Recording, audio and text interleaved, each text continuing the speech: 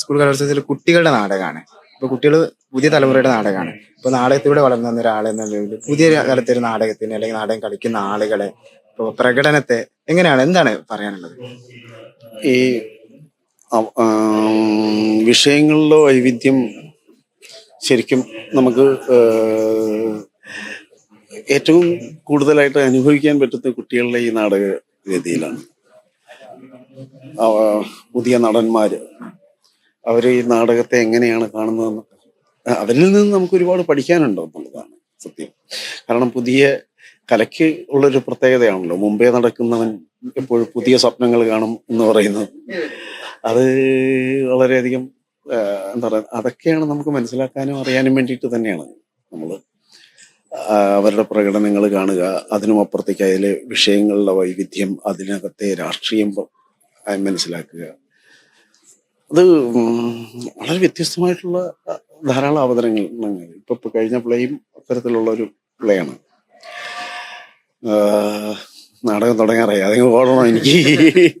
അതൊരു വളരെ വലിയ അനുഭവമാണ്. പിന്നെ കൊല്ലത്തെ സംബന്ധിച്ചുള്ള കൊല്ലത്തിന്റെ ഒരു നാടക പാരമ്പര്യം, അതാണ് ഈ ഓഡിറ്റോറിയത്തിൽ നമ്മൾ ഇത്രയധികം ആൾക്കാരെ നമ്മൾ മറ്റൊരു സ്ഥലത്തും ഇല്ലാത്ത തരത്തിൽ തിങ്ങി നിറഞ്ഞ, ബാൽക്കണിയിൽ പോലും തിങ്ങി നിറഞ്ഞ് ഇടനാഴിയിലും സ്റ്റെപ്പിലും ഒക്കെ നമുക്ക്, കാരണം പുറത്തുനിന്ന് വന്ന നാടക പ്രവർത്തകർക്ക് പോലും ഇരിക്കാൻ പറ്റാത്ത അത്രയും ഇത്.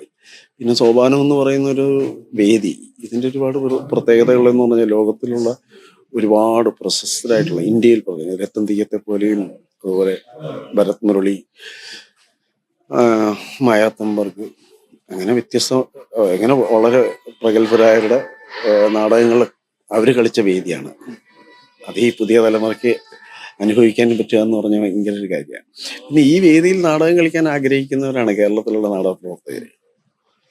സോപാനത്തിന്റെ വേദി, അത് പിന്നെ കെ രവീന്ദ്രനാഥൻ നായർ എന്ന് പറയുന്ന വലിയ മനുഷ്യൻ നമുക്ക് കൊല്ലത്തിന് തന്ന ഒരു വേദിയാണത്.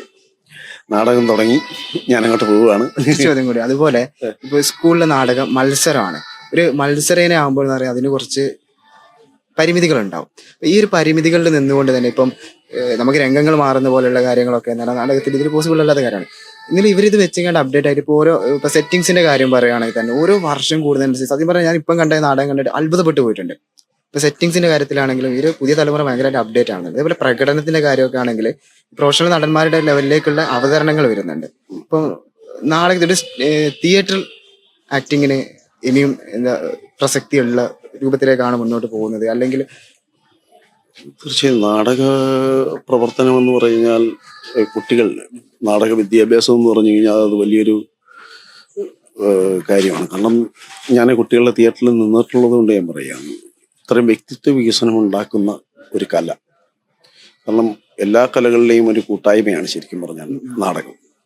അപ്പൊ കുട്ടികളിൽ അതിലൂടെ ഉണ്ടാകുന്ന വ്യക്തിത്വ വികസനം വളരെ വലുതാണ്. അത് എന്താ പറയുന്നത്, ഒരിക്കലെങ്കിലും നാടകം കളിച്ചിട്ടുള്ള ഒരാൾക്ക് തീർച്ചയായിട്ടും അതിലൂടെ എന്താണ് തങ്ങൾക്ക് ഉണ്ടാകുന്ന മാറ്റം, ഉള്ളിലുള്ള ധൈര്യം, ഒരു കമ്മ്യൂണിക്കേഷൻ സ്കില്ല്, അങ്ങനെ ഒരുപാട് ഒരുപാട് പ്രത്യേകതകൾ സൊസൈറ്റിയെ അഭിമുഖീകരിക്കുന്ന കാര്യത്തിൽ നമ്മളുടെ എന്താ പറയുന്നത്, ഇതൊരു സ്കില്ലാണ് ആക്ടിങ്. അപ്പോൾ അതൊരു അയാളിൽ തന്നെ, ഒരു വ്യക്തിയിൽ തന്നെ വളരെ വലിയ മാറ്റങ്ങളുണ്ടാകും. ഇവിടെ അവതരിപ്പിച്ചിരിക്കുന്ന ഈ കുട്ടികളെ എല്ലാം നമ്മൾ എടുത്തു നോക്കുക, അവരുടെ ലൈഫിൽ അവർ മറ്റൊരു തരത്തിൽ വേറൊരു തരം ജീവിതം അച്ചീവ് ചെയ്യും. അത് എന്താ പറയുന്നേ, അത് നമുക്ക് മനസ്സിലാക്കാൻ പറ്റും ഒരിക്കലെങ്കിലും നാടകം കളിച്ചിട്ടുള്ള ഒരാളിനെ സംബന്ധിച്ച്. കടന്നു വന്ന ജീവിതം ആയതുകൊണ്ട്. അതെ, കടന്നു വന്ന ജീവിതം മാത്രം അല്ല, അതിന് ചുമ്മാ അതിശയോക്തി അതല്ല ഞാൻ പറയുന്നത്, ഇത് റിയാലിറ്റിയാണ്. ഞാൻ കണ്ടിട്ടുണ്ട് അത്തരത്തിലുള്ള ഒരുപാട്. എൻ്റെ തന്നെ നാടകങ്ങൾ ചെയ്തിട്ടുള്ളത്, എൻ്റെ തന്നെ മക്കളെക്കുറിച്ച് ഞാൻ പറയുകയാണ്. അവരൊക്കെ അവരുടെ ലൈഫിൽ ഉണ്ടാകുന്ന പ്രശ്നങ്ങളെ ഏറ്റവും മനോഹരമായിട്ട് ചലഞ്ച് ചെയ്യുന്നത്, അല്ലെങ്കിൽ അഭിമുഖീകരിക്കുന്നത് ഞാൻ ഇത് കണ്ടിട്ടുണ്ട്. അപ്പോൾ അവർ തന്നെ പലപ്പോഴും പറഞ്ഞിട്ടുണ്ട്, ഞാനൊരു നാടകം കളിച്ചതിൻ്റെ ഒരു ഊർജം എനിക്ക് എൻ്റെ ലൈഫിലുണ്ട് എന്നവർ പലപ്പോഴും പറഞ്ഞിട്ടുണ്ട്.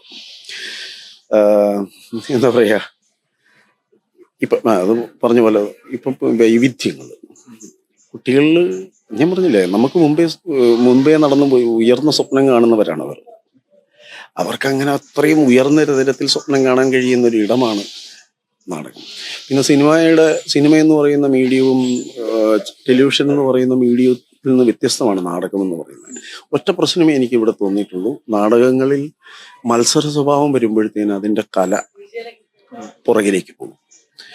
അങ്ങനെ ഒരു പ്രശ്നം എനിക്ക് ഈ നാടകങ്ങളിലെല്ലാം എനിക്ക് തോന്നിയിരുന്നു. മത്സരിക്കാൻ വേണ്ടിയിട്ട് ഞങ്ങൾ വരുന്നു എന്ന് പറയുന്നൊരിത്, അതിനും അപ്പുറത്തേക്ക് അതിനകത്ത് ആ കലയെ കുറച്ചുകൂടി ഉണ്ട്, കലയുണ്ട്, പക്ഷെ അത് കുറച്ചുകൂടെ സീരിയസ് ആയിട്ട് കണ്ടു കഴിഞ്ഞാൽ മത്സരം മാറി നിൽക്കും, നാടകത്തിന്റെ ആ പരപ്പ് വലുതായിരിക്കും എന്നുള്ളത്. Al Azhar Group of Institutions, Perumpillichira, Thodupuzha. നിങ്ങളുടെ ഡിസൈനർ ഹോം എന്ന സ്വപ്നം യാഥാർത്ഥ്യമാക്കുന്നു. Sanbuild, designed by concepts. Change ആകണമെങ്കിൽ മൈജി തന്നെ പോണം. ലേറ്റസ്റ്റ് ബ്രാൻഡ് മൊബൈലുകളും ബെസ്റ്റ് ആക്സസറീസ്, ഒറിജിനൽ ബ്രാൻഡുകളുടെ wide range. MyG future. Change ആകൂ, വേറൊരു റേഞ്ച് ആകൂ.